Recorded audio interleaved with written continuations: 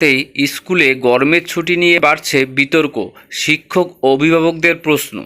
উত্তরবঙ্গে এখনও তীব্র গরমের পূর্বাভাস মেলেনি। গত কয়েকদিন ধরে দিনের বেলায় এমনকি রাতেও বৃষ্টির দেখা মিলছে। এই আবহের মধ্যে আগামী 30শে এপ্রিল থেকে রাজ্যের সরকারি স্কুলগুলিতে গ্রীষ্মের ছুটি ঘোষণা করা হয়েছে। দক্ষিণবঙ্গের মতো উত্তরবঙ্গের বিভিন্ন জেলায় তাপমাত্রা তেমন চরম আকার ধারণ না করায় এই ছুটির ঘোষণায় সরব হয়েছেন বিভিন্ন শিক্ষক সংগঠন। তাদের অভিযোগ, দক্ষিণবঙ্গের তাপমাত্রা বাড়তেই গ্রীষ্মের ছুটি দেওয়া হয়, অথচ উত্তরবঙ্গে তখন গরম থাকুক আর না থাকুক, বাস্তবে উত্তরবঙ্গে এখন গরমের ছুটি ঘোষণা করার মতো পরিস্থিতি তৈরি হয়নি। পাশাপাশি গ্রীষ্মের ছুটি ঘোষণা করার ফলে পঠন পাঠনে ব্যাঘাত ঘটছে বলে মনে করছেন অনেকে।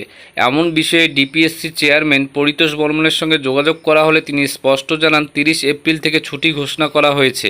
একই সময় ছুটি ঘোষণা করা না হলে একই নিয়মে বিদ্যালয় পরিচালনা করা সম্ভব হবে না, তাই এই ছুটির সময় পরিবর্তন করা সম্ভব নয়। নিখিলবঙ্গ প্রাথমিক শিক্ষক সমিতির আলিপুরদুয়ার সম্পাদক প্রসেনজিৎ রায় এই সিদ্ধান্তে তীব্র বিরোধিতা করে বলেন, উত্তরবঙ্গের তাপমাত্রা এখনও পঠন পাঠনের সম্পূর্ণ উপযোগী রয়েছে। দক্ষিণবঙ্গের তাপমাত্রা বৃদ্ধি পাওয়ার কারণে সারা রাজ্যে একসঙ্গে ছুটির ঘোষণা করা কোনোভাবে যুক্তিযুক্ত নয়, কারণ ছুটির পর যখন স্কুল খোলার সময় হয় তখন উত্তরবঙ্গের তাপমাত্রা ক্রমশ বাড়তে থাকে।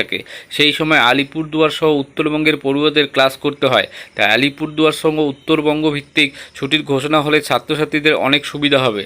তার আরও দাবি, প্রতিটি ডিপিএসসি যদি এই বিষয়ে সিদ্ধান্ত নেওয়ার অধিকার দেওয়া হয় তাহলে পঠন পাঠন সুষ্ঠুভাবে চালিয়ে যাওয়া সম্ভব। অতিরিক্ত ছুটির কারণে অনেক অভিভাবকই তাদের সন্তানদের বেসরকারি বিদ্যালয়ে ভর্তি করার দিকে ঝুঁকছেন। যদিও এই দাবিকে ভিত্তিহীন বলে মনে করছেন তৃণমূল মাধ্যমিক শিক্ষক সমিতি।